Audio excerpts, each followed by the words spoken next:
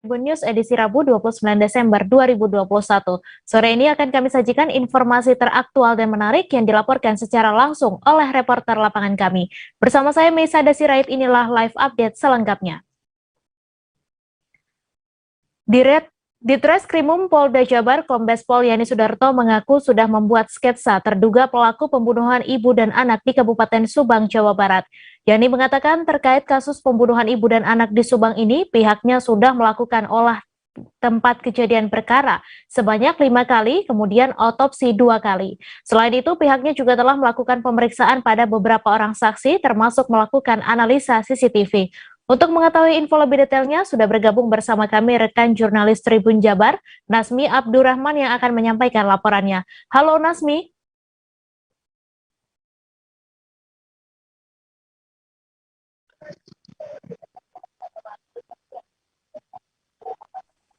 Halo Nasmi. Ya, Mei. Ya, Nasmi, silakan dengan informasi Anda, bisa Anda jelaskan sudah berapa saksi yang diperiksa dan seperti apa sketsa terduga pelaku yang ditunjukkan oleh kepolisian?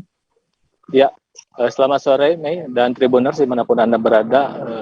Pagi tadi, Polda Jawa Barat melakukan rilis akhir tahun dan salah satunya memperbarui informasi update perkembangan terkait kasus perampasan nyawa ibu dan anak di Kabupaten Subang. Dan informasi terbaru saat ini total sudah ada 69 saksi yang diperiksa dengan rincian 15 saksi dari keluarga, 11 saksi yang melintas saat kejadian, kemudian 32 saksi yang dapat menentukan alibi, dan 11 saksi yang sebenarnya tidak ada hubungan dengan peristiwa tapi keterangannya dapat diambil untuk membantu penyelidikan. Kemudian untuk sketsa terduga pelaku diperkirakan berusia 30 tahun, adapun ciri-cirinya memiliki bentuk wajah yang oval, kemudian berdagu lancip dan rambutnya berwarna hitam, berbadan tegap, tingginya sedang, berkulit putih dan memakai kemeja hitam kotak hitam garis putih. Mei. Ya, kemudian dengan adanya sketsa yang dikeluarkan pihak kepolisian ini, apakah artinya kasus ini akan segera terungkap pelakunya? Ya, Kapolda Jabar Irjen Pol Suntana tadi menyampaikan juga bahwa pihaknya berjanji akan segera mengungkap kasus ini paling cepat di awal tahun 2022. Saat ini sejumlah penyidik dari Ditreskrimum Polda Jabar masih melakukan penyidikan karena untuk menentukan tersangka minimal harus memiliki 2 alat bukti dan sampai saat ini penyidik masih bekerja keras untuk mengumpulkan 2 alat bukti tersebut. Dan tambahan sebagai informasi bahwa sketsa terduga pelaku ini didapatkan dari hasil pemeriksaan sejumlah saksi yang dianggap potensial. Kemudian pembuatan sketsa ini juga dibantu dari tim Inavis Barreskrim Mabes Polri. Mei. Ya, terima kasih Nasmi Abdurrahman atas laporan Anda. Selamat bertugas kembali. Ya. Seorang mahasiswa di Makassar, Sulawesi Selatan berinisial AF, 24 tahun, harus berurusan dengan polisi usai memeras dan menyebarkan video asusila mantan pacarnya. Diketahui mantan pacar AF berinisial LV tinggal di Kabupaten Pinrang. Kasus ini dilaporkan korban lantaran videonya yang sudah tersebar di media sosial Facebook dan Instagram. AF kemudian ditangkap di Kelurahan Rapocini, Kecamatan Rapocini, Kota Makassar pada Minggu 26 Desember. Untuk kabar selengkapnya akan disampaikan rekan Nining Anggraini, wartawan Tribun Timur yang kini sudah terhubung bersama kami. Halo Nining. Halo rekan. Ya, silakan Nining, dengan informasi Anda bisa dijelaskan apa alasan pelaku ini menyebarkan video asusila mantan pacarnya tersebut? Iya, jadi baik Tribuners, jadi seorang mahasiswa di Makassar, Sulawesi Selatan yang berinisial AF berumur 24 tahun ini harus berurusan polisi usai memeras dan menyebarkan video asusila mantan pacarnya. Nah, diketahui dulunya AF dan LF ini yang merupakan warga Kabupaten Bintang pernah menjalin kasih, dan selama menjalin atau berpacaran tersebut, AF dan LF ini sering berkomunikasi dan pelaku selalu menyuruh korban untuk melepas pakaiannya saat bervideo call tersebut. Nah, alasannya mengapa dia menyebarkan video bugil mantan pacarnya itu karena diketahui korban sering memberikan uang kepada pelaku. Nah, setelah itu pelaku memanfaatkan hal tersebut dan langsung memeras korban dengan mengancam akan menyebarkan video bugil korban ke media sosial. Nah, setelah itu korban yang tidak punya uang lagi mengatakan kepada pelaku bahwasannya ia sudah tidak mempunyai uang sehingga tidak bisa memberikan dia uang. Nah, pelaku pun murka dan langsung menyebar video bugil korban ke media sosial dan tersebar ke beberapa teman dan keluarga korban. Seperti itu, rekan Mei. Ya, kemudian sudah berapa jumlah uang yang didapatkan pelaku dari hasil memeras korban melalui video bugil tersebut? Ya, baik. Jadi dari pengakuan dari terduga pelaku ini atau AF ini, dia mengatakan awalnya hanya meminta uang senilai 50.000, namun korban memberikan dia uang 500.000. Lalu kemudian lama-kelamaan ternyata korban ini sering memberikan uang setiap bulannya kepada pelaku. Nah, dari situ pelaku mulai memanfaatkan korban dan selalu memeras korban sehingga uang atau kerugian dari korban ini sendiri yakni sudah sampai 10 juta. Ya, kemudian Nining atas perbuatannya pelaku ini diancam hukuman berapa tahun? Ya, atas perbuatannya ini pelaku diancam dijerat pasal UU ITE dengan hukuman penjara selama 6 tahun. Seperti itu, rekan Mei. Baik, terima kasih Nining atas laporan Anda dan Tribuners wartawan kami juga telah menghimpun wawancara dengan Kasat Reskrim Polres Pinrang. Berikut tayangannya untuk Anda. Terhadap kasus pengancaman lewat media transaksi elektronik, jadi modusnya korban inisial perempuan LV mempunyai hubungan ataupun pacaran dengan pelaku inisial AM yang beralamatkan pelaku ini orang Makassar. Jadi dia video call, kemudian direkam, kemudian diancam kalau tidak mengasih uang akan disebarkan melalui FB. Kita sudah lakukan penangkapan tadi di daerah Jalan Rapocini Raya, Lorong 5, Makassar. Perempuan sudah punya suami, jadi ini ceritanya pacaran dulu waktu masih bujang. Mengamankan pelaku dengan barang bukti berupa handphone dan laptop. Sudah kita lakukan penyitaan dan sudah kita tahan tersangkanya inisial AM, mahasiswa, pekerjaan mahasiswa, dengan ancaman pasal 27 Undang-Undang ITE dengan ancaman 6 tahun penjara dengan denda 1 miliar. Video itu dikirimkan lewat Facebook, kemudian lewat Messenger kepada teman, kepada keluarganya.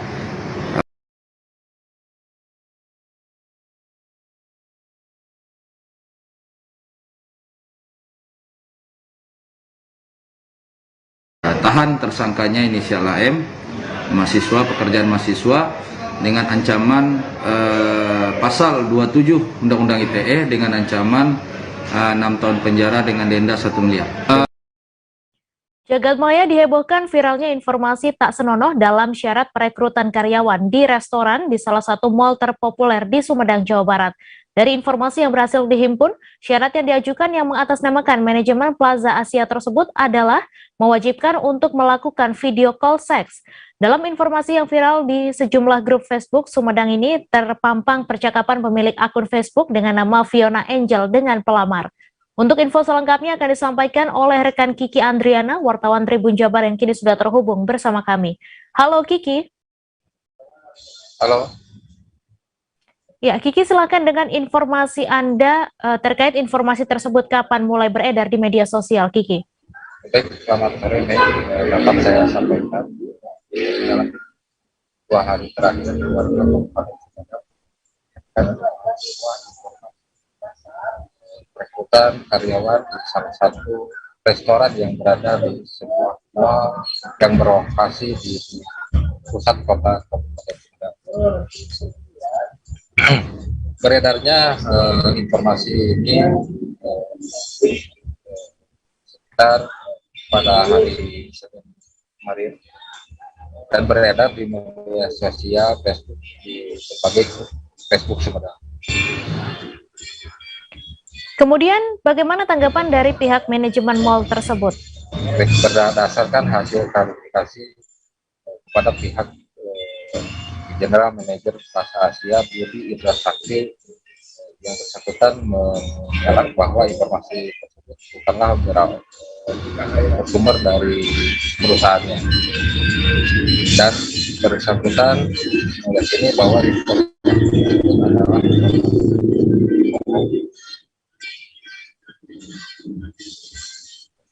Baik, kemudian terkait informasi lowongan kerja yang mewajibkan video call seks ini, bagaimana tanggapan dari tokoh agama atau MUI Sumedang sendiri? Kiki. Baik, berdasarkan informasi yang saya terima dari Majelis Ulama Indonesia Kabupaten Sumedang, Kiai Haji Zainal Arifin mengatakan secara kelembagaan MUI Kabupaten Sumedang belum membahas kabar perbuatan tas nama itu.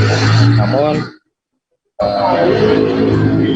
Zainal Arifin mengatakan jika terjadi hal demikian, dia mengatakan itu perbuatan amoral dan memastikan Kiai Haji Zainal Arifin perbuatan tidak senonoh itu bukan dilakukan oleh perusahaan tersebut. Baik, terima kasih Kiki atas laporan Anda, dan Tribuners, wartawan kami juga telah menghimpun wawancara dengan Ditreskrim Polda Jabar. Berikut tayangannya untuk Anda. Rekan-rekan sekalian, kenapa kasus ini tingkat kesulitannya sangat tinggi? Karena sampai saat ini penyidik belum bisa menentukan, memastikan dua alat bukti. Dua alat bukti itu kami belum dapat. Kemudian yang terakhir, kami sudah melakukan langkah memeriksa saksi yang potensial dengan mendapatkan sketsa wajah dari terduga yang potensial dalam kasus tersebut. Sketsa wajah ini nanti mohon izin Bapak Kapolda kami tunjukkan kepada rekan-rekan ini. Hasil sketsa wajah dari tim ini nanti sudah. Beredar video dugaan kekerasan terhadap sejumlah anak perempuan oleh seorang wanita di Bogor, Jawa Barat. Dalam video beredar di aplikasi pesan WhatsApp berdurasi 47 detik itu, terlihat ada 6 anak duduk di pojok sebuah ruangan. Mereka tampak terdiam sambil dimarahi oleh seorang wanita yang merupakan pelaku. Keenam anak yang tampak terdiam di pojokan itu kemudian ditampar secara bergiliran satu persatu oleh pelaku. Untuk info selengkapnya akan disampaikan oleh rekan jurnalis Tribun Bogor, Naufal Fauzi, yang kini sudah terhubung bersama kami. Halo Naufal. Halo, selamat sore Mei. Selamat sore, silakan dengan informasi Anda dapat dijelaskan bagaimana awal mula temuan dugaan kasus kekerasan ini.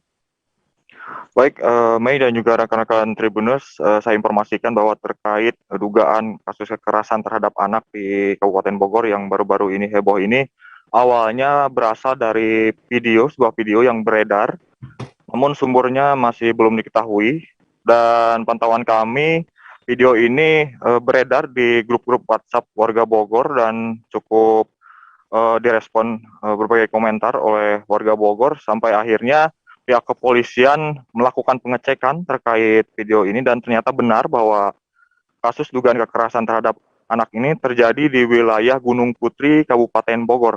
Sampai akhirnya kasus ini kemudian dilaporkan oleh pihak keluarga korban kepada Polres Bogor, dan saat ini masih dalam penyelidikan lebih lanjut. Demikian.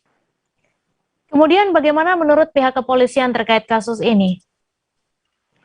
Baik, memang terkait kasus ini baru dilaporkan baru-baru ini, dan pihak Polres Bogor sementara ini masih belum bisa memberikan keterangan detail, namun Polres Bogor berjanji akan segera mengungkap kasus ini, termasuk juga memeriksa korbannya, apakah korbannya ini mengalami luka-luka serius atau trauma dan sebagainya. Demikian. Kemudian Naufal, dapat Anda informasikan apa yang menjadi dugaan penyebab terjadinya kekerasan ini? Baik, berdasarkan informasi yang kami himpun, dugaan kekerasan terhadap anak-anak yang dilakukan oleh wanita ini berdasarkan kabar yang beredar dipicu oleh insiden di media sosial.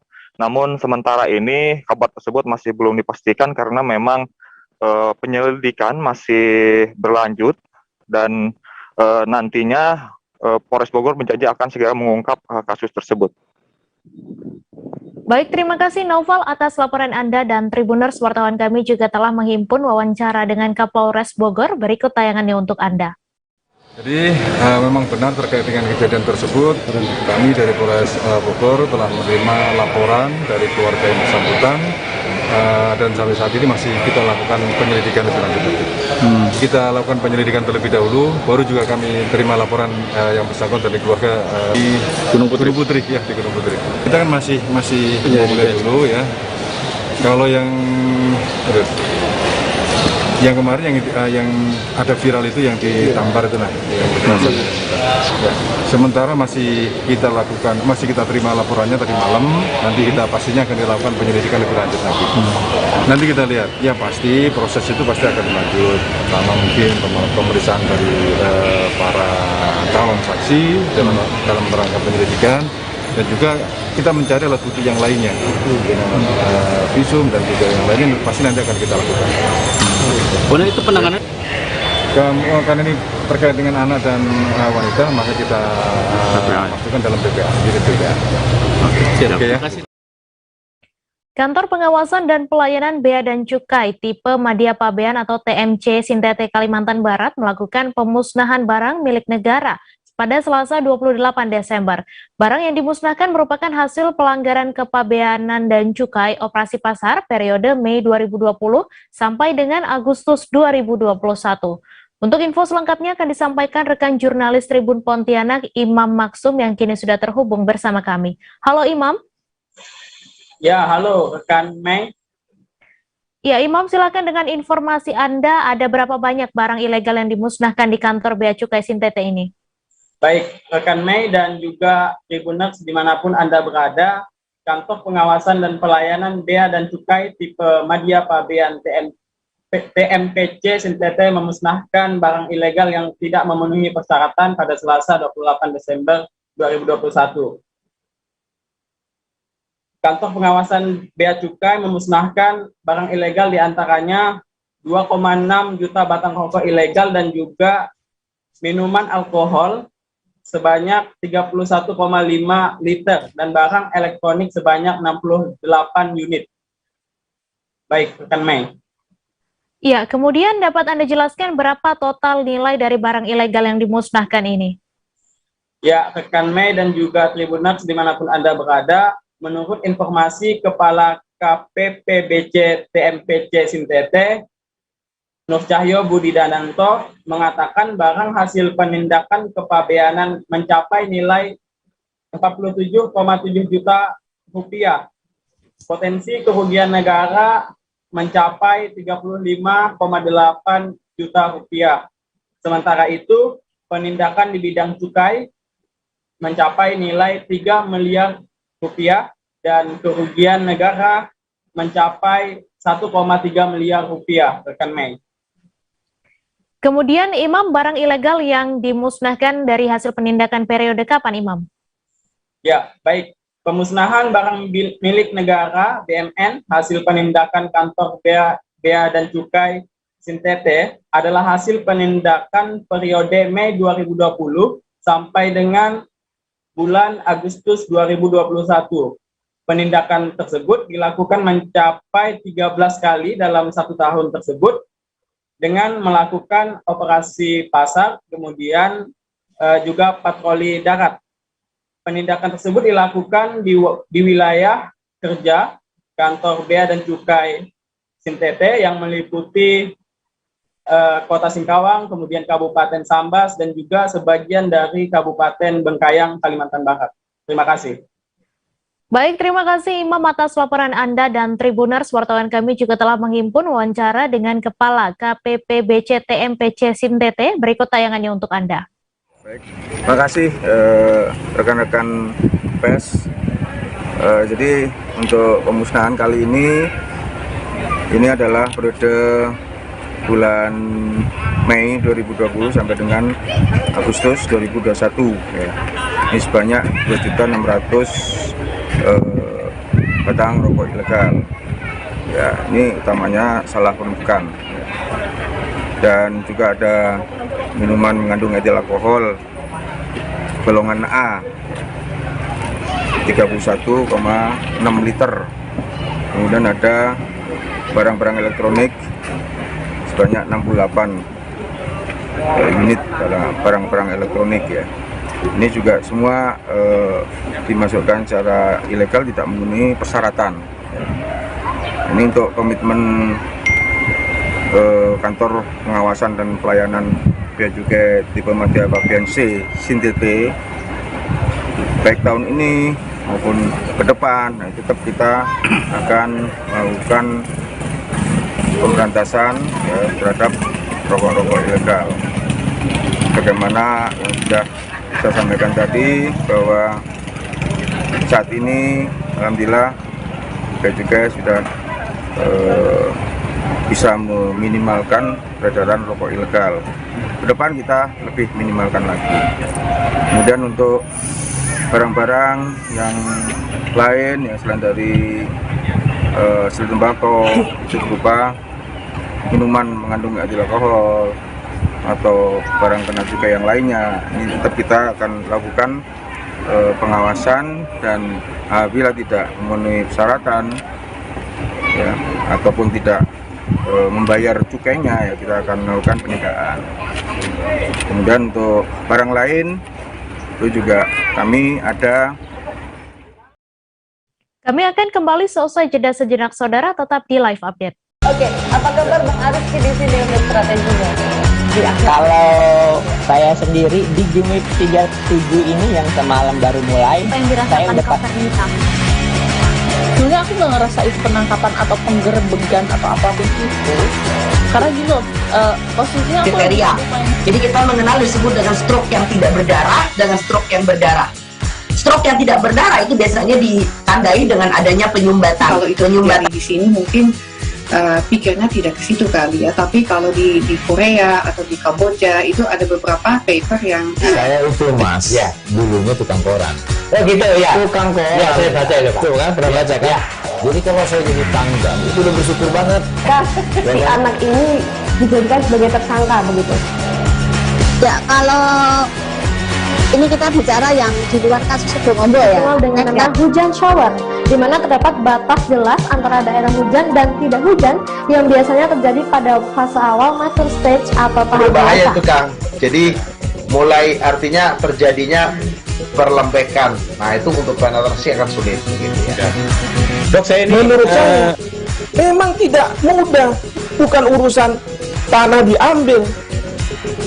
Kalau misalnya Amerika Serikat sekarang, Rasulullah mengatakan dalam sebuah hadis bahwa berpuasa di 6 hari Syawal itu. Oke, apa kabar Bang Arif di sini untuk strateginya? kalau saya sendiri di Jumit 37 ini yang semalam baru mulai, Apa yang saya dirasakan udah Kopernika? sebenarnya aku nggak ngerasa itu penangkapan atau penggerbegan atau apapun itu, karena gini loh, posisinya aku Kriteria. Jadi kita mengenal disebut dengan stroke yang tidak berdarah dengan stroke yang berdarah. Stroke yang tidak berdarah itu biasanya ditandai dengan adanya penyumbatan. kalau itu penyumbatan di sini mungkin pikirnya tidak ke situ kali ya, tapi kalau di Korea atau di Kamboja itu ada beberapa paper yang saya itu mas ya dulunya tukang koran. Oh gitu ya, Tukang koran ya saya baca itu Pak. tuh kan pernah baca kan Ya. Jadi kalau saya jadi tanggal itu udah bersyukur banget. Si anak ini dijadikan sebagai tersangka begitu. Ya, kalau ini kita bicara yang di luar kasus Sibolombo ya. Dikenal dengan nama hujan shower, di mana terdapat batas jelas antara daerah hujan dan tidak hujan yang biasanya terjadi pada fase awal mature stage atau tahap Berbahaya dewasa. itu Kang. Jadi mulai artinya terjadinya perlembekan. Nah itu untuk penetrasi akan sulit gitu ya. Dok, saya ini menurut saya memang tidak mudah, bukan urusan tanah diambil. Kalau misalnya Amerika Serikat sekarang, Rasulullah mengatakan dalam sebuah hadis bahwa berpuasa di 6 hari Syawal itu. Oke, apa kabar Bang Arief di sini untuk strateginya? Kalau saya sendiri di Jumit 37 ini yang semalam baru mulai, saya udah Sebenarnya aku nggak ngerasa itu penangkapan atau penggerbegan atau apapun itu. Karena gini loh, posisinya aku kriteria. Jadi kita mengenal disebut dengan stroke yang tidak berdarah dengan stroke yang berdarah. Stroke yang tidak berdarah itu biasanya ditandai dengan adanya penyumbatan. Kalau itu penyumbatan di sini mungkin pikirnya tidak ke situ kali ya, tapi kalau di Korea atau di Kamboja itu ada beberapa paper yang saya itu mas, ya dulunya tukang koran. Oh gitu ya, Tukang koran. Ya, saya baca itu Pak. Tuh kan, pernah baca kan? Ya. Jadi kalau saya jadi tanggang, itu udah bersyukur banget. Terima kasih Anda masih menyaksikan live update. Wakil Presiden Ma'ruf Amin mengunjungi pabrik Paragon Corp di Aula Paragon Jatake 6, Kabupaten Tangerang, Banten. Kunjungan itu merupakan langkah pemerintah membaca situasi bahwa Indonesia berpotensi untuk mendominasi produk halal di kancah global. Untuk detail informasinya akan disampaikan langsung oleh rekan jurnalis Tribun News, Reza Denny Saputra, yang kini sudah terhubung bersama kami. Halo Reza. Halo Mei, selamat sore Mei. Selamat sore Reza, silakan dengan informasi Anda dapat dijelaskan bagaimana jalannya pertemuan antara Wakil Presiden Ma'ruf Amin dan jajaran Paragon Corp. Ya, benar sekali Mei bahwa hari ini Wakil Presiden RI Ma'ruf Amin menyambangi pabrik PT Paragon Corp Teknologi and Innovation di kawasan Jatake, Kabupaten Tangerang. Kunjungan Wapres pada hari ini ya, ini untuk mendorong atau menyemangati bahwa situasi Indonesia memang tengah menggenjot soal industri halal dan syariah di tanah air begitu. Adapun Wapres tadi tiba sekitar pukul 10 waktu Indonesia Barat dan disambut langsung oleh jajaran petinggi Paragon Corp. Dan ada diskusi sedikit dengan jajaran petinggi, dan juga Wapres juga membawa para staf khusus dan juga tenaga ahlinya. Diskusi berlangsung sekira 10 menit dengan sedikit ringan-ringan, dan juga tadi Wakil Presiden Ma'ruf Amin juga menyempatkan diri untuk mengunjungi sejumlah pameran atau booth-booth dari Paragon Corp. Tadi diketahui Paragon Corp ini adalah wadah bagi jumlah brand kosmetik terkenal yang ada di Indonesia. Salah satunya adalah Wardah, kemudian Over, Emina, lalu ada juga Haf, dan Wapres mengapresiasi bagaimana Paragon Corp tumbuh hampir 22 tahun di tanah air dan menjadi salah satu perusahaan kosmetik terbesar di Indonesia dengan juga mengandalkan inovasi dan juga aspek kehalalan. Demikian nih. Ya, kemudian apa hasil dari pertemuan tersebut? Apakah ada catatan khusus dari Wapres terhadap Paragon Corp atau seperti apa? Baik nih, memang Wapres sangat mengapresiasi bagaimana Paragon Corp tadi seperti sudah saya bilang tumbuh hampir 22 tahun lebih tepatnya, dimana dia Wapres masih ingat dulu ketika masih belum menjabat sebagai wakil presiden, artinya masih di Majelis Ulama Indonesia, Paragon ini masih berdiri di sebuah rumah, dan sekarang sudah berkembang sangat pesat dan sudah menciptakan banyak sekali produk-produk dan lini-lini brand lainnya, dan juga dia berharap bahwa perusahaan-perusahaan UMKM lain yang sejenis juga bisa mengikuti jejak dari Paragon Corp yang sudah bisa berkata banyak di dunia industri halal nasional maupun di global. Namun memang ada sejumlah catatan dari Wapres yang soal bahan baku yang menurut Wapres masih harus diperhatikan, karena bahan baku kosmetik yang diolah oleh Paragon Corp itu masih diimpor dari negara lain. Demikian nih. Kemudian bagaimana jajaran Paragon Corp menyikapi hasil dan catatan dari Wapres Ma'ruf Amin dalam pertemuan tersebut? baik jajaran Paragon Corp diwakili oleh CEO Group Harmansu Bakat itu mengapresiasi Wapres yang telah menyambangi pabrik Paragon Corp, dan dia sangat memotivasi jajarannya untuk kemudian terus berimprovisasi untuk terus mengembangkan aspek industri halal dan juga produk-produk lainnya. Karena menurut Arman, Paragon Corp ini berdiri karena berdasarkan riset dan juga inovasi. Jadi meskipun tadi memang ada catatan khusus dari Wapres soal bahan baku yang masih impor, itu juga menjadi catatan sendiri bagi jajaran Paragon Corp. Dia juga mendorong bahwa pihaknya nanti akan menerima kerjasama dengan universitas ataupun badan riset nasional soal bahan baku kosmetik ini yang supaya di Indonesia juga bisa diciptakan agar tidak ketergantungan untuk impor lagi gitu. Demikian mungkin, Mei. Baik, terima kasih Reza atas laporan Anda, dan Tribuners, wartawan kami juga telah menghimpun wawancara dengan Wakil Presiden Ma'ruf Amin. Berikut tayangannya untuk Anda. Rekan sekalian, saya alhamdulillah hari ini saya bisa meninjau langsung di lapangan daripada Paragon Technology and Innovation yang saya lihat sangat besar sekali, dan ini merupakan industri yang saya lihat memang berbasis riset penelitian, bukan hanya berbasis pasar.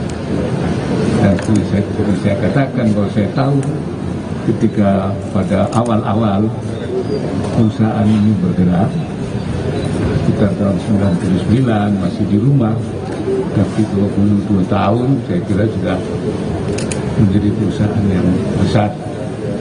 Dan saya melihat ini karena perpaduan antara halal dan inovasi. Ini dua hal yang halal saja tidak cukup, inovasi saja menurut saya tidak cukup, tapi halal inovasi ini membuktikan. Dan saya melihat produknya terus berkembang. Yang semula warga ada ada makeover, ada kaos, ya, dan sekarang sedang dipelajari untuk pasar-pasar di negara-negara yang bercuaca ekstrim panas ataupun ekstrim dingin, sehingga produknya nanti bisa tidak bermasalah, bisa diterima. Bahkan juga dalam negara-negara yang maju dengan kualitas yang mereka harapkan juga sudah dilakukan produk-produk yang terus dilakukan melalui riset. Tapi ada yang saya sayangkan, yaitu bahwa ternyata produk bahan bakunya, hulunya ini masih impor, dan oleh karena itu ini menjadi tantangan pemerintah untuk kita bagaimana mendorong lahirnya industri hulu untuk kosmetik ini, dan saya kira bahan bakunya. Kapolresta Manado kini dijabat AKBP Julianto Sirait setelah sebelumnya dijabat oleh Kombes Pol Elvianus Lauli. Suasana haru pun terjadi di Mako Polresta Manado pada Selasa 28 Desember, lantaran Kombes Pol Elvianus Lauli akan meninggalkan Mako Polresta Manado. Kapolresta yang menjabat selama 1 tahun 7 bulan ini menyampaikan permohonan maaf jika masih banyak kekurangan selama dirinya menjabat. Untuk detail informasinya akan disampaikan langsung oleh rekan jurnalis Tribun Manado, Fistel Mukuan, yang kini sudah terhubung bersama kami. Halo Fistel. Halo rekan Mei dan Tribuners, selamat sore. Selamat sore Fistel, silakan dengan informasi Anda dapat Anda jelaskan bagaimana situasi di Polres saat pisah sambut Kapolresta. Ya, untuk sertijab dilaksanakan di Polda Sulut, dan yang pertama kali sampai di Mako Polresta Manado, Kapolresta yang lama, Kombes Pol Elvianus Lauli, Saat itu Kombes Pol Elvianus Lauli masih menaiki mobil dinas, dan setelah turun di gerbang masuk Mako Polresta Manado disambut langsung oleh para anggota, terlebih khusus Wakapolres. Dan setelah turun dari mobil, memang Kapolresta yang lama langsung berpelukan dengan Wakapolres, dan sambil berpelukan terjadi isak tangis antara Kapolres yang lama maupun Wakapolres. Dan beberapa anggota yang melihat hal itu turut juga meneteskan air mata. Jadi saat tiba di Mako Polresta Manado terjadi isak tangis. Dan pokoknya memang sangat terharu para anggota melihat kedatangan Kapolres yang lama yang tidak lama lagi akan mereka lepaskan. Demikian rekan Mei. Kemudian seperti apa pesan Kapolresta yang lama terhadap Kapolresta yang baru dan juga masyarakat, Fistel? Ya, Kapolres yang lama menyampaikan banyak terima kasih kepada semua anggota, terlebih khusus semua masyarakat yang sudah mendukungnya selama ini. Dan dia berpesan juga kepada seluruh masyarakat dan seluruh anggota di Polresta Manado untuk memberikan dukungan sepenuhnya kepada Kapolres yang baru. Maksimal bagaimana seperti apa yang mereka berikan kepada dia, malahan lebih bagus lagi ke depan. Itu yang menjadi pesan dari Kapolres yang lama kepada para anggota. Selain itu Kapolres menyambut dengan baik kedatangan Kapolres yang baru, apalagi menurut Kapolres yang lama, Kapolres yang baru ini adalah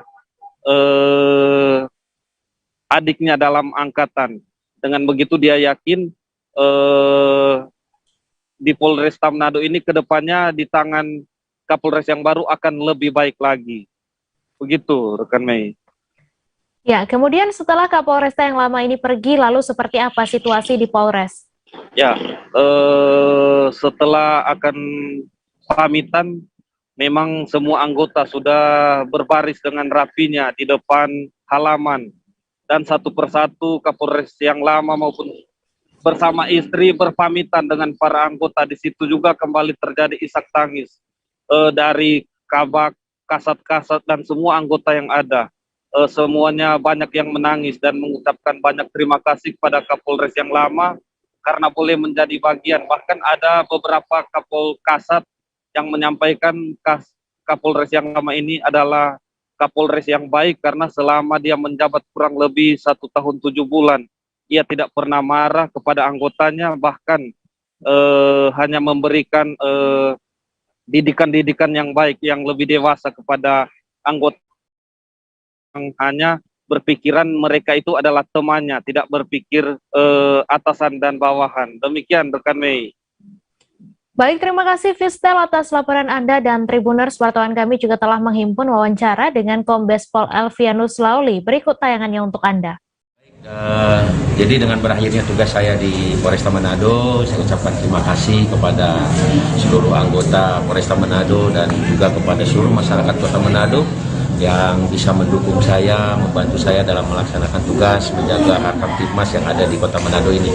Kesan saya, kota ini sangat indah, sangat baik, dan menurut saya tingkat toleransi yang terbaik adalah di Kota Manado. Dan saya berpesan untuk tetap menjaga toleransi itu, karena dengan kita bisa bertoleransi bersama-sama, maka situasi di Kota Manado akan terus damai dan tentram. Ya, untuk pejabat yang baru, saya ucapkan selamat datang, selamat bertugas sebagai Kapolresta Manado.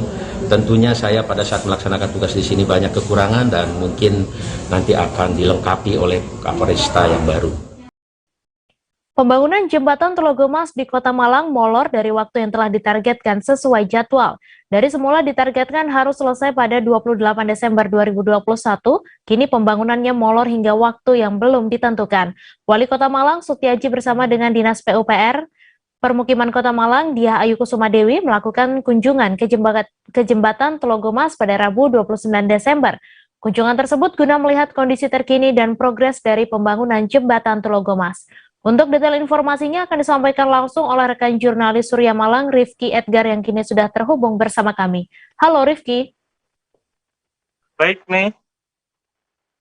Ya, Rifki, silakan dengan informasi Anda atas molornya progres pembangunan jembatan ini, apa kemudian yang disampaikan Pemkot Malang? Maksud kami, Pemkot Malang memberikan jangka waktu berapa lama? Bahwasanya pembangunan jembatan Tlogomas yang ada di Kota Malang saat ini molor dari target yang telah ditentukan, di mana untuk target penyelesaian pembangunan jembatan Tlogomas ini sebenarnya ditarget pada tanggal 28 Desember 2021 kemarin, akan tetapi hingga tanggal tersebut ditentukan, jembatan Tlogomas belum juga rampung. Sejumlah faktor ditengarai menjadi penyebab bahwasanya jembatan yang menghubungkan antara daerah Kelurahan Tlogomas dan Kelurahan dan Jalan Saksupun Kota Malang tersebut molor. Di antaranya ialah akibat banjir bandang yang terjadi pada bulan November kemarin di Kota Batu itu menyebabkan beberapa alat berat termasuk alat untuk membangun konstruksi jembatan tersebut sempat terendam banjir. Mengingat di bawah jembatan Tlogomas Kota Malang ini merupakan aliran sungai Brantas, jadinya alir yang mengalir dari daerah Kota Batu ini cukup deras dan berdampak pula pada progres pembangunan jembatan Tlogomas ini. Siang tadi Bapak Wali Kota Malang dan juga Kepala Dinas PUPR Kota Malang itu sempat melakukan peninjauan. Di sana mereka melihat langsung progres dari konstruksi jembatan Tlogomas ini, dan menurut informasi yang kami dapatkan saat ini progres pengerjaan masih 90%, dan akibat keterlambatan yang proses pengerjaan ini membuat kontraktor dari pembangunan jembatan Tlogomas ini dikenai denda, di mana Wali Kota Malang Sutiaji menyebutkan bahwasanya denda tersebut harus dibayarkan oleh kontraktor sebesar 43 juta per hari, dan pemerintah Kota Malang sendiri saat ini masih menunggu nanti proses kelanjutan dari selesainya jembatan ini, mengingat jembatan ini merupakan sebuah jalan baru ya yang nantinya digunakan untuk mengurai kemacetan yang ada di daerah Dinoyo hingga Jalan Soekarno-Hatta Kota Malang. Begitu rekan Mik. Ya, kemudian bagaimana respon dari pihak kontraktor pembangunan sendiri? Oke, respon dari pihak kontraktor sendiri tersebut dia akan menyanggupi bahwasanya sebagai bentuk tanggung jawab karena memang kejadian yang terjadi ini merupakan kejadian bencana alam, tidak ada faktor kelalaian. Dia juga menyebut bahwasanya ini bukanlah sebuah one prestasi, akan tetapi memang murni dari kemunduran. Dia akan bertanggung jawab dan akan membayar denda yang diberikan tersebut, dan mereka juga berjanji pada bulan Januari nanti akan menyelesaikan progres pembangunan dari jembatan Tlogomas ini. Ya, kemudian dapat Anda informasikan seberapa besar pengaruhnya apabila jembatan ini sudah beroperasi? Baik, Mei. Pembangunan jembatan Tlogomas ini dilakukan karena memang untuk mengurangi kemacetan, terutama yang di daerah persimpangan Dinoyo dan juga di daerah Jalan Soekarno-Hatta. Jadi dorongan dari berbagai pihak membuat pemerintah Kota Malang membuat jalan baru ya, salah satunya jalan tembusan ini. Ini merupakan proyek yang memang diperlukan guna memecah kemacetan di Kota Malang ini yang semakin hari semakin banyak sekali kendaraan yang berada di kota pendidikan ini. Dan diharapkan dengan adanya jalan jembatan Tlogomas ini bisa mengurai kemacetan tersebut dan juga berfungsi sebagai jalur alternatif juga bagi kendaraan yang akan mengarah ke kota wisata Batu maupun ke Kabupaten Malang. Seperti itu. Ya, terima kasih Rifki atas laporan Anda, dan Tribuners wartawan kami juga telah menghimpun wawancara dengan Wali Kota Malang serta Project Manager Jembatan Tlogomas. Berikut tayangannya untuk Anda. Pada hari ini per hari ini sudah 90,074. Oke. Sebabnya adalah yang paling utama adalah cuaca, di mana kemarin telah terjadi banjir bandang pada tanggal 4 November ya, itu mengakibatkan banyak kerusakan sampai alat berat kita terendam juga. Terus tanah yang digunakan sebagai landasan untuk penyangga beton itu juga mengalami pelongsoran dan gembur, sehingga untuk menyangga itu tidak kuat, sehingga perlu perbaikan. Nah, perbaikan itulah yang membutuhkan waktu lama. Di samping itu setelah itu kan terus hujan terus, hujan dan terus hujan. Nah, itu pertama. Kedua, posisi kita itu berada di bawah sutet. Nah, sutet itu apabila terjadi hujan, maka terjadi induksi. Nah, terus akibat di pelaksanaan kita, ketika kita bekerja, kemudian di situ ada material baja, itu nyetrum gitu. Bahkan alat berat juga beko sudah berhenti, semua alat-alat berhenti, termasuk personel kita juga nggak berani bekerja di situ, takut kesetrum. Nah gitu. Dengan tekan kontrak artinya kita itu komitmen untuk menyelesaikan pekerjaan. Dan kita juga istilahnya harus datang baik, pulang baik. Gitu. Nama baik kita junjung juga. Kita target ya secepatnya mungkin. Ya, kita targetnya 2 minggu lah. 2 minggu kita tanggal 15 Januari. Harapan kita udah bisa ngaspal. Secara teknis untuk lebar jembatan 11 meter, kemudian untuk jalur kendaraan 9 meter, trotoar kanan kiri 1 meter, panjang jembatan sendiri 130 meter. Kemudian untuk dari Jalan Telogomas sampai Jalan Seksopun totalnya 314 meter. Kemudian ditambah lagi ada pelebaran di Jalan Seksopun sekitar adalah 2 proyek ini APBD 2021 sama yang di sana kan sama 2022. Kita cek, mudah-mudahan nanti bisa lebih cepat. Satu, tingkat kesulitan, dan yang kedua banyak alat-alat yang memang kemarin ikut terdampak dengan banjir itu. Penambahan jumlah hari, ya, pemberian kesempatan sampai 50 hari, 50 hari kan. 50 itu kena denda, jadi bukan berarti tidak. Jadi karena terlambat maka kena denda. Di dalam aturannya berapa persen? 1/mil dari nilai. Berapa Pak itu Pak nilainya Pak? Ya, per harinya kena dendanya lebih kurang 43 juta per hari. Ya, tinggal ngalikan, berarti kalau yang kurang lebih ada 1 miliar lah yang dikembalikan pada.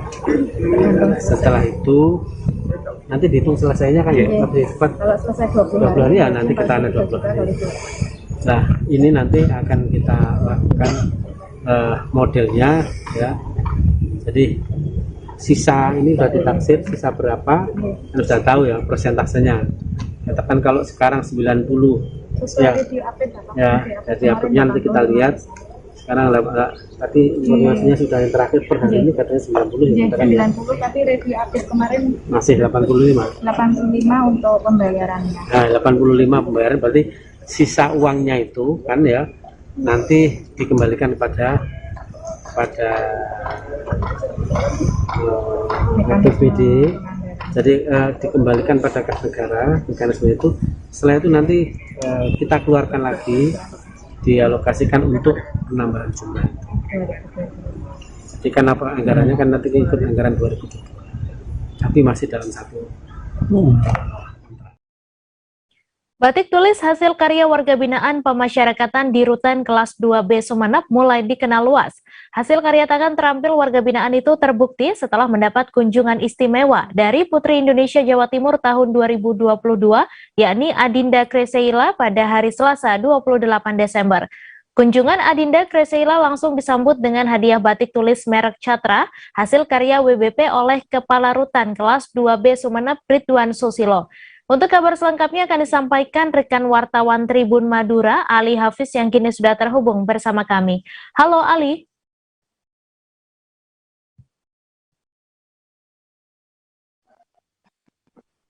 Ya, Mei. Halo.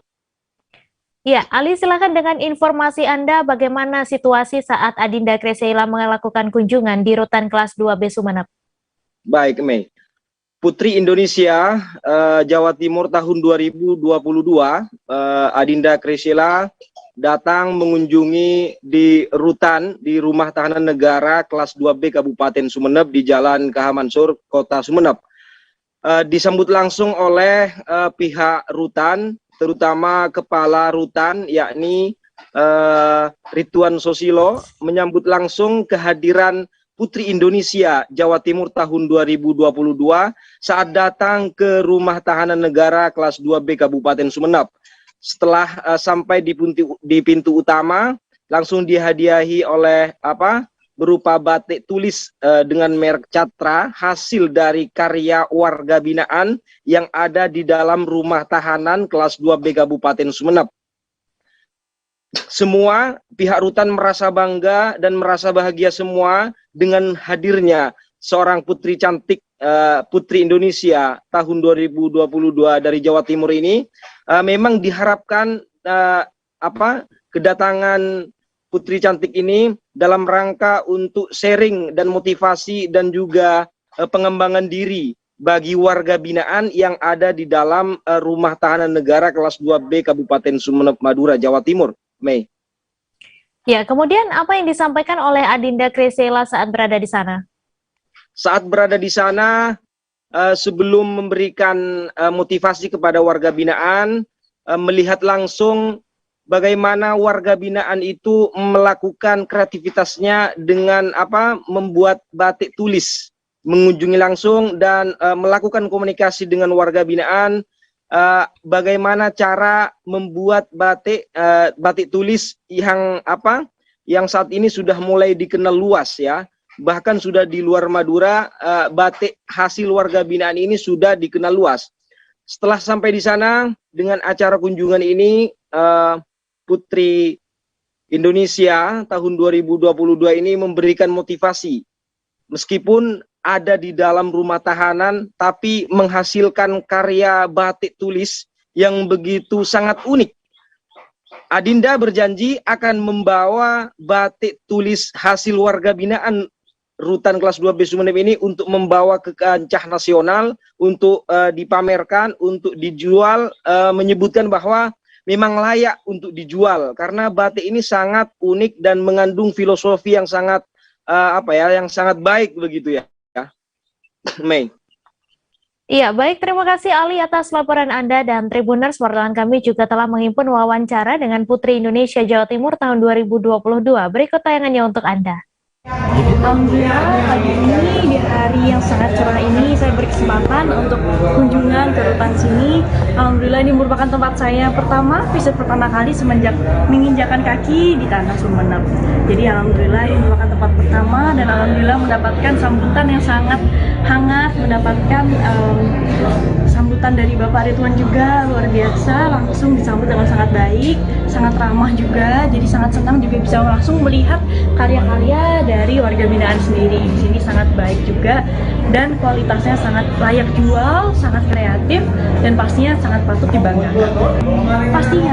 Jadi dari perjalanan saya untuk menuju ke nasional di sini, saya juga selalu belajar apa saja dari nilai-nilai Jawa Timur yang terbaru yang bisa saya bawa untuk ke nasional. Dan di sini saya juga bisa lihat bahwa batik-batik ini sangat unik. Batik sendiri ini memiliki filosofi yang sangat baik, meskipun dibalik juga dari siapa pengerjanya, siapa pengrajinnya, seperti itu. Jadi nilai tersebut yang saya juga ingin bawa ke nasional, bahwa orang warga binaan sendiri juga bisa berkreasi, apalagi orang-orang yang tidak di dalam kotak. Saya tertarik sama yang ini. Yang warna apa? Warna hitam yang tengah, ada burungnya. Di situ saya penasaran juga dengan filosofinya, karena bagi saya sendiri warna itu yang menarik ketertarikan dari saya. Jadi dari warnanya sendiri sudah menarik, dari proporsinya juga sangat menarik. Jadi di sini kita bisa lihat bahwa kualitas dan juga taste dari warga binaan sendiri itu udah nggak main-main. Jadi kita juga harus bisa mengapresiasikan yang dengan apresiasi yang layak seperti itu ya Kak ya. Jadi sangat layak untuk dijual, sangat layak untuk dipromosikan seperti itu. Jadi kita juga harus bangga dengan karya-karya warga binaan. Semoga bisa terus berkarya, semoga bisa terus berpikir out of the box, semoga bisa selalu diapresiasikan juga, bisa semakin menghargai diri sendiri dengan semangat untuk terus berkreasi. Remaja di Desa Jenggawur, Kecamatan Banjarmangu, Banjarnegara punya tradisi unik menjelang senja. Saat di tempat lain banyak remaja sibuk bermain gadget dan game, remaja di Desa Jenggawur justru memilih mengisi waktu kosong dengan berburu belut. Cara mereka mendapatkan belut pun unik, yakni dengan memancing menggunakan senar dan kail yang diberi umpan katak. Untuk info selengkapnya akan disampaikan rekan Khairul Muzaki, wartawan Tribun Jateng yang kini sudah terhubung bersama kami. Halo Khairul. Halo Mei. Selamat sore. Selamat sore, silakan dengan informasi Anda. Sejak kapan tradisi remaja berburu belut di Desa Jenggawur ini bermula? Ya, tradisi berburu belut di Desa Jenggawur, Kecamatan Banjarmangu, Banjarnegara sejatinya sudah berlangsung sejak lama. Artinya tradisi ini sudah terjadi secara turun-temurun. Namun demikian, untuk tradisi memancing belut pakai menggunakan senar dan kail layaknya orang memancing di sungai ini sepertinya baru terjadi beberapa tahun belakangan ini. Seperti hasil wawancara saya dengan salah satu remaja pemburu belut, Agung namanya, kelas 9, dia mengaku sudah berburu belut sejak usia 7 tahun. Nah, dia sekarang usianya sudah 14 tahun. Artinya tradisi ini kalau berdasarkan pengakuan dari Agung ini sudah sejak 7 tahun silam pun sudah ada. Nah, biasanya untuk berburu belut mereka melakukannya sejak pukul sekitar 2:30, kemudian berakhir sampai menjelang maghrib. Mereka remaja ini berangkat dari rumah menuju area persawahan di sudut desa, kemudian membawa bekal seperti senar yang diberi kail di ujungnya, kemudian dikasih umpan. Umpannya itu adalah anak katak yang merupakan umpan alami belut. Jadi kalau orang tua dulu, orang tua mereka mencari belut itu dengan cara menggunakan sabit, artinya dipukul belutnya ketika muncul di genangan atau di lumpur, kemudian dipukul menggunakan sabit. Biasanya para orang tua berbeda dengan para remaja yang mencari belut di sore hari. Orang tua di Desa Jenggawur mencari belut atau berburu belut pada malam hari, karena kemunculan belut ini biasanya memang pada malam hari. Nah, uniknya di sini adalah kegiatan para remaja yang mereka sengaja mencarinya itu bukan di malam hari seperti yang biasa dilakukan oleh orang tua mereka, tapi mereka mencari belut ini di waktu sore hari, yang sebenarnya di waktu sore hari itu belut itu sebenarnya tidak muncul biasanya tidak muncul, artinya masih sembunyi di dalam lubang-lubang yang menjadi rumah mereka. Makanya mereka menggunakan semacam alat pancing atau senar yang diberi kail dan dikasih umpan anak katak untuk memancing belut ini keluar. Senar ini dimasukkan, kail ini dimasukkan ke dalam lubang yang diduga menjadi rumah belut. Demikian. Ya, kemudian apa alasan remaja di Desa Jenggawur ini suka berburu belut, dan untuk apa hasil belut itu, apakah dijual atau seperti apa? Ya, menurut Agung, salah satu remaja pemburu belut, dia mencari belut itu sebenarnya untuk salah satunya adalah alasan mencari kesenangan ya, karena ada kepuasan tersendiri ketika mereka itu mendapatkan belut. Sebenarnya hasil tangkapan belut ini tidak seberapa. Agung sendiri dia rata-rata hanya mendapatkan tidak lebih dari 5 ekor dalam sehari. Dia harus mencari berjam-jam dan hanya mendapatkan beberapa ekor saja. Nah, ini sebenarnya tidak imbang antara jerih payah mereka dengan hasil yang didapatkan. Tapi karena mereka merasakan kebahagiaan, merasakan kesenangan di situ, nyatanya sampai sekarang tradisi itu ramai dilakukan oleh para remaja di Desa Jenggawur. Untuk hasil tangkapannya itu karena hasilnya sedikit, hanya beberapa ekor, para remaja ini biasanya mengkonsumsi sendiri di rumah, artinya hasilnya dibawa pulang, kemudian dimasak oleh ibu mereka untuk tambahan gizi keluarga. Kecuali kalau hasilnya itu berlebih, mereka akan menjualnya ke orang lain, karena harga belut ini juga relatif mahal. Tapi yang menjadi kendala mereka saat ini adalah belut semakin lama itu semakin langka, karena belut yang kecil-kecil ini mati diduga karena terkontaminasi pestisida yang pemakaiannya semakin masif di kalangan petani. Demikian, Mei.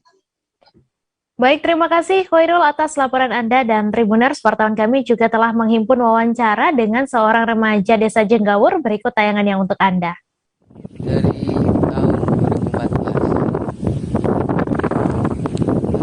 untuk mengisi waktu luang 5 kepala dimakan sendiri sambel lumayan sulit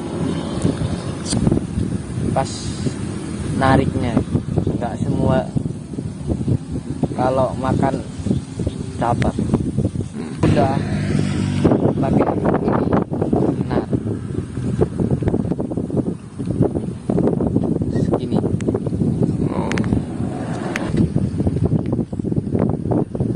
Ya seneng aja. Tribuners, kami masih akan menyajikan informasi menarik untuk Anda seusai jeda sejenak, tetap di Live Update. Oke, apa kabar Bang Arif di sini untuk strateginya? Kalau saya sendiri di Jumip 37 ini yang semalam baru mulai, saya udah Sebenarnya aku nggak ngerasain penangkapan atau penggerebegan atau apapun itu, karena gini loh, posisinya aku kriteria. Jadi kita mengenal disebut dengan stroke yang tidak berdarah dengan stroke yang berdarah. Stroke yang tidak berdarah itu biasanya ditandai dengan adanya penyumbatan. Kalau itu terjadi di sini mungkin pikirnya tidak ke situ kali ya, tapi kalau di Korea atau di Kamboja itu ada beberapa paper yang Saya itu Mas, ya, dulunya tukang koran. Oh gitu ya. Tukang koran. Ya, saya baca itu Pak. Tuh kan, pernah baca kan? Ya. Jadi kalau saya jadi tanggang, itu udah bersyukur banget. Si anak ini dijadikan sebagai tersangka begitu. Ya, kalau ini kita bicara yang di luar kasus Situbondo ya. Dikenal dengan nama hujan shower, di mana terdapat batas jelas antara daerah hujan dan tidak hujan yang biasanya terjadi pada fase awal mature stage atau tahap Berbahaya dewasa. itu Kang. Jadi mulai artinya terjadinya perlembekan. Nah itu untuk penetrasi akan sulit. Gitu ya. Dok, saya ini menurut saya memang tidak mudah, bukan urusan tanah diambil. Kalau misalnya Amerika Serikat sekarang, Rasulullah mengatakan dalam sebuah hadis bahwa berpuasa di 6 hari Syawal itu. Oke, apa kabar Bang Arif di sini untuk strateginya? Kalau saya sendiri di Jumip 37 ini yang semalam baru mulai, saya udah Sebenarnya aku nggak ngerasain penangkapan atau penggerebegan atau apapun itu, karena gini loh, posisinya aku kriteria. Jadi kita mengenal disebut dengan stroke yang tidak berdarah dengan stroke yang berdarah. Stroke yang tidak berdarah itu biasanya ditandai dengan adanya penyumbatan. Kalau itu terjadi di sini mungkin pikirnya tidak ke situ kali ya, tapi kalau di Korea atau di Kamboja itu ada beberapa paper yang Saya itu Mas, ya, dulunya tukang koran. Oh gitu ya. Tukang koran. Ya, saya baca itu Pak. Tuh kan, pernah baca kan? Jadi kalau saya jadi tanggang, itu udah bersyukur banget. Terima kasih Anda masih menyaksikan Live Update. Satres Narkoba Polrestabes Surabaya berhasil membongkar sindikat peredaran narkotika berbagai jenis menjelang tahun baru. Bahkan polisi berhasil menemukan gudang penyimpanan narkoba di wilayah Rungkut Menanggal, Surabaya. Di sana polisi menemukan puluhan kilogram narkotika jenis sabu dan puluhan ribu butir pil ekstasi. Untuk kabar selengkapnya akan disampaikan rekan wartawan Surya, Firman Rahmanuddin, yang kini sudah terhubung bersama kami. Halo Firman. Halo Mei. Iya, Firman, bisa Anda jelaskan berapa banyak narkotika yang berhasil ditemukan oleh pihak kepolisian? Baik, terima kasih Mei. Hasil laporan dari lapangan menyebutkan bahwa Satres Narkoba Polrestabes Surabaya berhasil menemukan sekitar 44,7 kg narkotika jenis sabu, kemudian ada pula 33.000 butir pil ekstasi, Selanjutnya juga ada bubuk ekstasi sekitar 1,3 kilo dan juga terakhir ditemukan barang bukti narkotika berupa 1,3 kilogram jenis ganja. Seperti itu, Mei. Kemudian bagaimana kronologi penangkapan para tersangka dan berapa tersangka yang diamankan dan bagaimana perannya? Terima kasih. Awal mula Satres Narkoba Polrestabes Surabaya yang dipimpin oleh Kompol Daniel berhasil melakukan upaya paksa penangkapan beberapa tersangka narkotika. Dari mulanya mendapatkan barang bukti sekitar 100 gram, kemudian naik menjadi 300 gram, dan selanjutnya 800 gram sampai ditemukan informasi bahwa akan ada pengiriman barang bukti narkotika berupa sabu dari Sumatera ke Surabaya melalui jalur darat. Di situ Satres Narkoba Polrestabes Surabaya kemudian melakukan penangkapan di Tol Ngawi, ditemukan barang bukti sekitar 6 kg narkotika jenis sabu-sabu. Kemudian oleh pihak kepolisian dikembangkan kembali.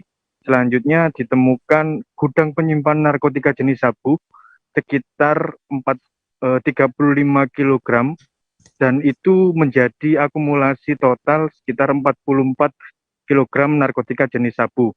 Kemudian dari penangkapan itu ada sekitar 8 orang tersangka yang diamankan.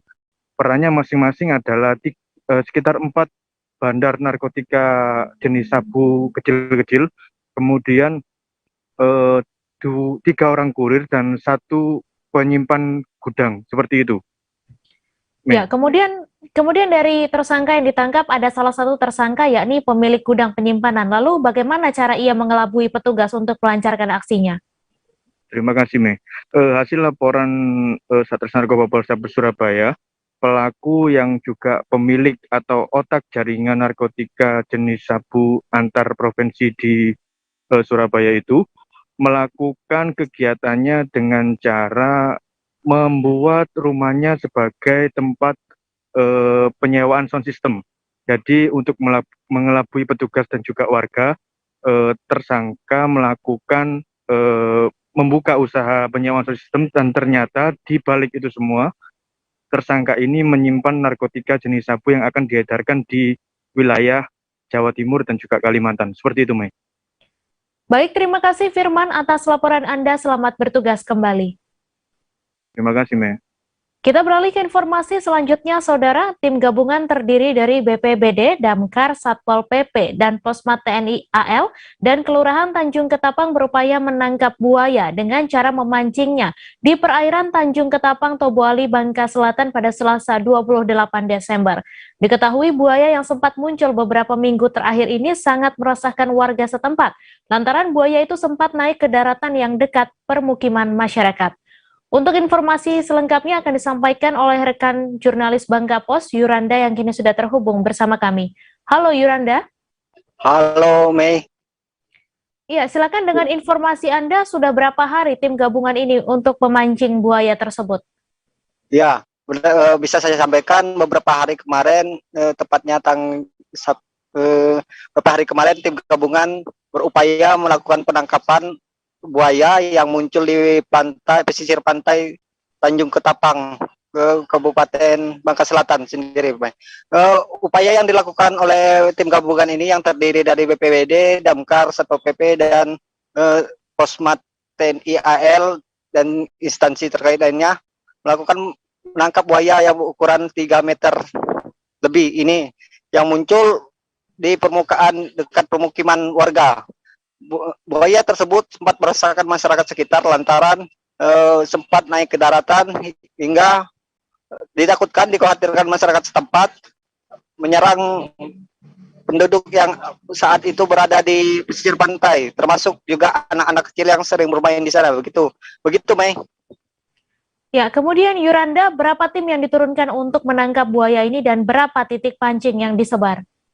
Ya, tim kemarin yang dikerahkan oleh tim gabungan sebanyak 5 tim yang terdiri dari Satpol PP, Damkar, BPBD, dan Posmat, kepolisian dan masyarakat sekitar guna untuk menangkap buaya tersebut yang berada di sana. Titik pancing yang disebar oleh mereka sebanyak 3 titik yang terdiri dari dua titik yang biasa buaya itu muncul dan satu titik berada di tengah, dengan umpan mereka menggunakan umpan bebek sebanyak 3 ekor dan ayam untuk umpan cadangannya. Buaya tersebut juga sempat memakan 2 kali pancing, namun lagi-lagi pancing yang dipasang tersebut lepas sehingga buayanya tidak dapat. Begitu, Mei. Baik, terima kasih Yuranda atas laporan Anda, dan Tribuners wartawan kami juga telah menghimpun wawancara dengan Kepala Bidang Damkar dan BPBD Satpol PP Kabupaten Bangka Selatan. Berikut tayangannya untuk Anda. Kegiatan penangkapan buaya ini sudah kami lakukan selama 2 hari ini, Pak. Ini atas laporan dari masyarakat dan kerjasama juga dengan pihak kelurahan. Kita bekerja sama dengan pihak kelurahan, terus Angkatan Laut, Pol PP, Damkar, dan penanggulangan bencana. Jadi ada beberapa tempat yang telah kami lakukan. Pertama di Laut Buyung, untuk kemarin terjadi tarik menarik, Pak, antara buaya, pihak amankan dengan buaya. Terus kejadian kedua di Batu Batu Blimbing, ya. Di daerah itulah. Kemarin kita sempat menggunakan speed Angkatan Laut untuk mencari buaya, karena tali yang dimakan sama buaya itu dibawa sampai ke tengah. Ya. Sempat mempanjang pancing, Pak. Ya. Kurang lebih hampir 2 meter sampai 3 meter, Pak. Antara kita nunggu kondisi ini, karena memang kalau masih bisa kita laksanakan dengan Damkar dan penanggulangannya, saya kira mungkin kita tetap akan kita laksanakan. Tapi kalau memang kita membutuhkan bantuannya, kita menghubungi Angkatan Laut, ya, terutama masalah transportasi ini, untuk masalah speed. Himbauan kepada masyarakat, terutama nih kepada anak-anak nih, yang sering bermain di pinggir laut, bagi para penyungkur dan para penambang, supaya berhati-hati dalam melaksanakan aktivitas ini. Karena memang saat ini buaya diperkirakan menurut informasi daripada masyarakat sekitar 4 ekor, Pak. 4, Pak.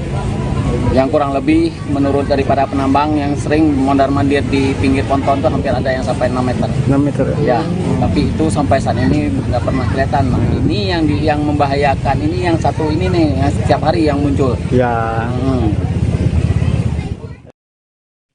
Sebuah video amatir yang menampilkan detik-detik remaja 14 tahun terseret arus sungai viral di media sosial Instagram dan Facebook. Di dalam video yang diambil dari jembatan Masabang tersebut, tampak sejumlah remaja yang berenang di sungai dengan arus yang cukup deras. Remaja pertama terlihat di video menggunakan baju hitam yang sedang memegang erat styrofoam berwarna putih. Beberapa netizen beranggapan bahwa remaja berbaju hitam tersebut merupakan korban berinisial AY yang hilang terseret arus. Untuk detail informasinya akan disampaikan langsung oleh rekan wartawan Tribun Kaltim, Syifa Ulmirfako, yang kini sudah bergabung bersama kami. Halo Syifa. Halo rekan Mei. Ya, silakan dengan informasi Anda bagaimana kondisi remaja yang ada di video viral tersebut. Apakah sudah ada kabar terbaru yang dikatakan korban atau seperti apa? Baik, Mei, remaja yang berada di video tersebut merupakan pelajar SMP usia 14 tahun berinisial AY yang kemudian dilaporkan hanyut terseret arus Sungai Masabang pada sekira pukul 3 siang Selasa 28 Desember 2021 kemarin. Lokasi video tersebut diambil di jembatan Sangatta Lama, perbatasan Kecamatan Sangatta Utara dan Selatan, Kabupaten Kutai Timur, Provinsi Kalimantan Timur. Video ini sendiri beredar di media sosial setelah korban sudah dilaporkan hanyut. Kemudian tim SAR gabungan datang untuk melakukan penyelamatan sekitar 3 jam setelah video ini diambil. Terkait kondisi korban yang nampak hanyut di video tersebut, sekira pukul 2 siang waktu Indonesia Tengah tadi, setelah kurang lebih 23 jam waktu pencarian, belum ada tanda-tanda penemuan dari tim SAR gabungan terhadap keberadaan korban. Seperti yang terlihat di video, kondisi sungai sendiri memang mengalami pasang dan arus sungai juga cukup deras sehingga pencarian korban sampai saat ini begitu sulit dilakukan oleh tim. Demikian, Mei. Ya, kemudian Syifa, bagaimana kronologi kejadian remaja 14 tahun ini bisa hanyut terseret arus sungai? Baik, Mei. Berdasarkan pengakuan ibu dari teman korban sempat mendatangi temannya yang berada di dekat jembatan Sangatta Lama untuk berkumpul bersama teman-teman sebayanya yang berjumlah 7 orang. Melihat kondisi air yang meluap di sekitar jembatan, korban bersama ketujuh rekan-rekannya mendatangi sungai untuk bermain air. Awalnya korban ragu untuk ikut berenang bersama teman-temannya di sungai sebab korban ini dikabarkan tidak bisa berenang. sehingga korban terlihat hanya berdiri di sisi sungai. Namun tak lama setelah diyakinkan oleh beberapa temannya dan diberikan styrofoam berwarna putih untuk membantunya tetap mengapung, korban ikut berenang bersama teman-temannya. Naasnya korban yang tidak bisa mengendalikan tubuhnya di air justru terseret arus sungai yang kondisinya memang cukup deras. Sempat ada upaya dari warga untuk melakukan pertolongan ketika korban berteriak meminta tolong, namun upaya warga tidak membuahkan hasil. Setelah kurang lebih 500 meter dari titik awal korban terseret arus, tubuhnya sudah tidak lagi terlihat dan diperkirakan tenggelam. Demikian, Mei. Ya, kemudian tadi dikatakan korban bermain bersama 7 rekannya sebelum hanyut, lalu bagaimana kondisi dari rekan korban? Baik, Mei. Untuk kondisi rekan-rekan korban saat ini dalam keadaan stabil, meskipun berdasarkan informasi dari Basarnas, sempat ada 2 teman lainnya yang terseret arus sungai, namun bisa diselamatkan oleh warga. Demikian. Baik, terima kasih Siva atas laporan Anda dan Tribuners. Wartawan kami juga telah menghimpun wawancara dengan Koordinator Pos Sangatta Basarnas Balikpapan. Berikut tayangannya untuk Anda. Tenggelam anak dengan umur kisaran 13 tahun. Mereka melakukan lompat-lompat di daerah jembatan dekat pasar. Jadi tanpa ada yang memandu, mereka melompat dan diikuti teman-teman yang lain. Sampai terbawa arus, korban kelelahan dan hanyut atas nama Nur Hayun. Baik, tadi kita bersama tim SAR gabungan ya, baik dari Basarnas, Lanal, Polairut, BPBD, Takana, PMI dan lain sebagainya ya, banyak unsur sini, ada kakak juga banyak. Jadi kita melakukan pencarian tadi, diawasi juga dari pihak Polsek tadi, baru kita tetap safety, negara berhubung tadi. Situasinya udah sore mau menjelang maghrib. Jadi kita lakukan satu sorti pencarian, tetapi belum membuahkan hasil. Dan besok pagi akan dilanjutkan untuk penyisiran melakukan pencarian kembali di titik duga korban melakukan pelompatan sampai. Intensitas hujan tinggi yang terjadi di Kabupaten Minahasa membuat ruas jalan menuju Desa Koka, tepatnya jembatan Salusem Kembes, sempat terputus pada Selasa 28 Desember. Dari pantauan, sejumlah pengendara pun tak bisa melewati jembatan tersebut dari pagi hingga siang hari. Untuk mengetahui info lebih detailnya, sudah bergabung bersama kami rekan Andreas Ruwau, wartawan Tribun Manado yang akan menyampaikan laporannya. Halo Andreas. Halo, selamat malam Mei. Ya, selamat malam Andreas. Silakan dengan informasi Anda, apa akibat dari putusnya jembatan tersebut? Iya, jadi jembatan yang sudah putus sejak pagi kemarin mengakibatkan akses jalan yang tidak bisa dilalui oleh kendaraan roda 4 dan roda 2. Namun begitu, memang pada pagi hari itu sejumlah kendaraan sempat melewati, tapi pengurus atau pemerintah setempat sudah melarang kendaraan-kendaraan agar melintasi daerah itu dikarenakan bisa sewaktu-waktu jembatannya amblas ya, karena memang kondisinya hampir putus dan sudah terlepas dari badan jalan. Nah, dan akibat lainnya juga kendaraan yang yang harus melewati jalur alternatif itu harus memutar jauh ya ke arah Desa Kamangta, sehingga membutuhkan waktu yang lebih lama untuk menuju ke tempat tujuan atau yang dimana mereka menuju ke Tondano, ke Rumengkor dan desa-desa yang di atas jembatan itu harus menempuh waktu yang lebih panjang, sehingga kendaraan merasa cukup pemilik kendaraan merasa cukup berat dalam melalui jalur alternatif itu. Begitu kira-kira, Mei. Kemudian bagaimana proses penanganan terhadap jembatan itu sekarang? Iya, untuk penanganannya sudah dilangsungkan cukup cepat oleh Dinas PU, Dinas dan warga setempat, juga pemerintah daerah, di mana mereka telah langsung melakukan penambalan atau perbaikan kepada jembatan itu, yang mana telah dilakukan pelapisan pasir dan bahan material bangunan seperti semen dan aspal, dan sudah dilakukan sejak siang. Jadi dari pagi kejadiannya, siang langsung bergerak dan mengerahkan setidaknya ada 1 unit eskavator, juga alat-alat pembangunan jalan, dan melibatkan puluhan warga dan puluhan pekerja, sehingga diprediksi ditargetkan jalan tersebut sudah kembali normal, jembatan tersebut sudah kembali normal di hari ini. Gitu, demikian, Mei. Baik, terima kasih Andreas atas laporan Anda. Selamat bertugas kembali. Ya. Mobil berwarna hitam mengalami kecelakaan tunggal di Jalan Poros Pinrang, Provinsi Sulawesi Selatan pada dini hari Rabu 29 Desember.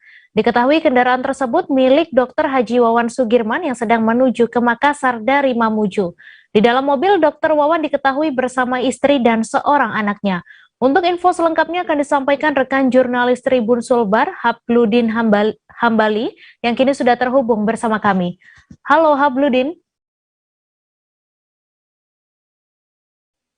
Ya, Mai. Halo. Iya, silakan dengan informasi Anda dapat dijelaskan bagaimana kronologi kecelakaan tunggal Dr. Wawan ini. Ya, Tribuners, dapat saya informasikan bahwa kecelakaan tunggal terjadi di Jalan Poros Pinrang Polman, di mana salah satu kendaraan yang berwarna hitam yang dikendarai oleh Dr. Wawan Sugirman ini berangkat dari Kabupaten Mamuju, ibu kota Provinsi Sulawesi Barat, menuju ke Makassar, Provinsi Sulawesi Selatan, di mana berangkatnya ini pada sekitar pukul 1 WITA dan tiba di daerah Pinrang sekitar pukul 4, dan kejadiannya itu di daerah Pinrang sekitar pukul 4 lewat dini hari pada hari Rabu malam dini hari, dan informasi yang kami dapatkan dari pihak kepolisian Polresta Pinrang bahwa Dr. Wawan yang mengalami kecelakaan tunggal ini meninggal di tempat, dan istri dan anaknya berhasil diselamatkan. Dan kondisi saat ini, istrinya ini sementara dirawat di Rumah Sakit Pinrang dan anaknya sementara dirawat jalan. Demikian, Mai. Ya, kemudian bagaimana keseharian Dr. Wawan di RSUD Regional Sulawesi Barat ini? Ya, informasi yang kami himpun dari pihak Rumah Sakit Regional Sulawesi Barat ini, Dr. Wawan ini merupakan dokter yang cukup ramah dan baik kepada sesama dokter maupun kepada perawat dan pasien. Apalagi istrinya juga yang merupakan dokter di Rumah Sakit Regional Sulawesi Barat. Dr. Wawan ini sejak tahun 2012 lalu sempat mendirikan klinik Mutiara, yang dimana dikhususkan untuk kepada pasien yang mengidap penyakit HIV/AIDS di Sulawesi Barat itu sendiri. Dan kemudian informasi yang kami dapatkan, jenazah korban akan dikebumikan di kampung halamannya di Bandung, di mana akan diterbangkan dari Makassar ke Bandung. Demikian, Mei. Baik, terima kasih Habludin atas laporan Anda, dan Tribuners, wartawan kami juga telah menghimpun wawancara dengan Kepala Lingkungan BTN Pasokorang. Berikut tayangannya untuk Anda.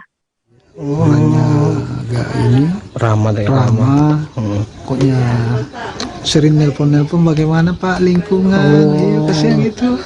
Ini anak-anak kasihan daripada keluyuran apa semua. Iya Pak. Gimana kalau kita carikan sarana untuk olahraga? Memang aktif di olahraga juga kayak. Kepeduliannya itu luar biasa itu. Ini betul-betul saya ini tadi kayak artinya terpukul sekali, kaget begitu. Iya Pak. Karena selama ini kan kalau dia bilang dalam 1 minggu biasa nelpon. Ini barusan ada 10 hari kayaknya enggak nelpon, kasihan. Iya, gimana Pak lingkungan? Sering ini sekeluarga sebagai kepala lingkungan dan warga masyarakat ini mengucapkan berlasungkawa, sangat kehilangan sosok seorang Pak Wawan, Dr. Wawan. Informasi tadi sekaligus menutup perjumpaan kita dalam live update hari ini. Tribuners, lantaran masih di tengah pandemi, kami kembali mengingatkan untuk selalu menerapkan protokol kesehatan dimanapun Anda berada. Saya Mesa Desirait beserta kru yang bertugas pamit. Terima kasih dan sampai jumpa. Jangan lupa like, subscribe, dan share ya!